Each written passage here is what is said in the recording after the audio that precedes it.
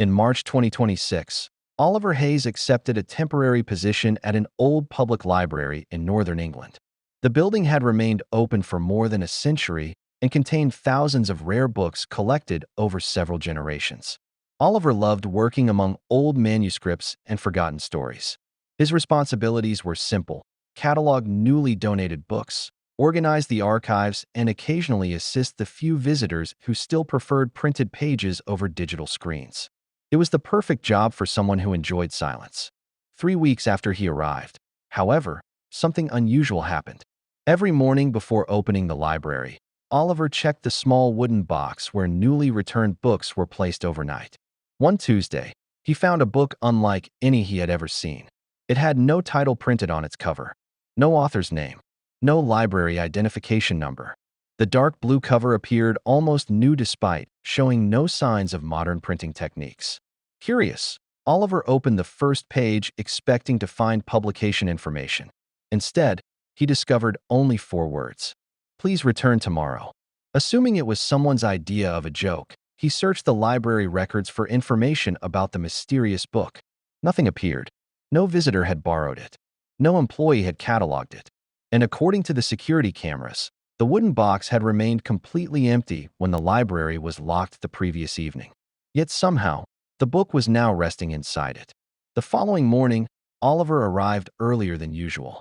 The mysterious book remained exactly where he had left it. Only one thing had changed. The first page no longer contained the previous message. It now displayed today's date followed by a single sentence: "You will meet a stranger at 4:13 p.m. Oliver laughed quietly before placing the book back inside the box.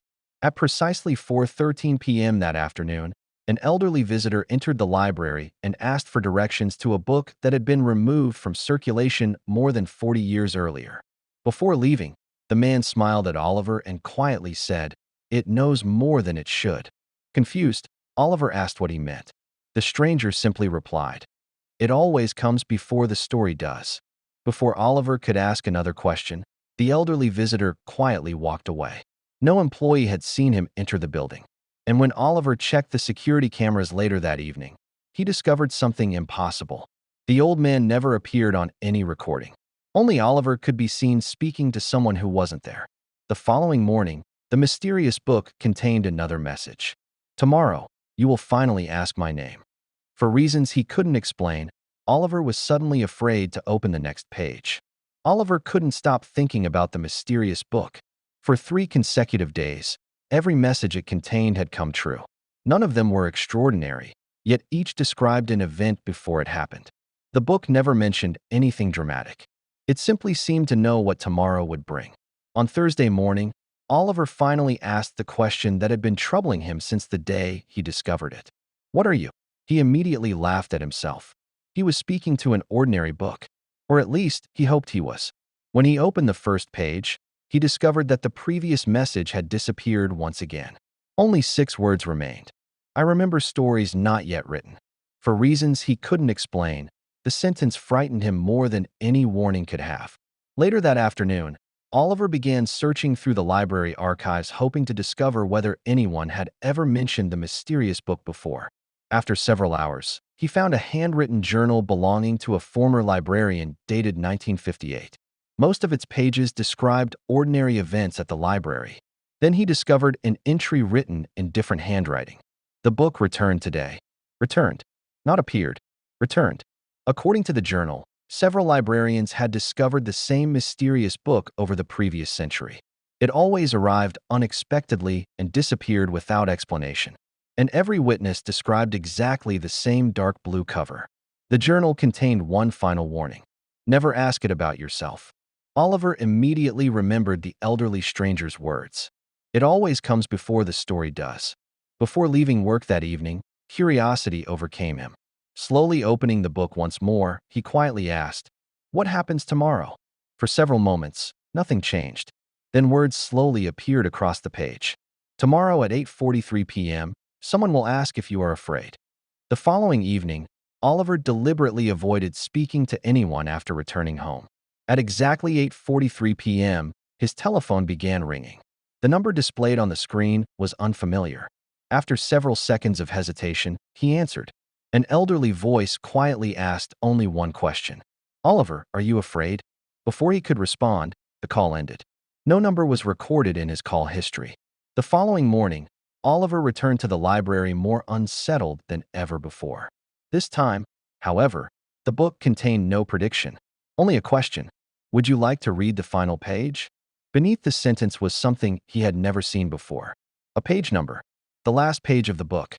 And although he had opened it dozens of times, Oliver suddenly realized something impossible.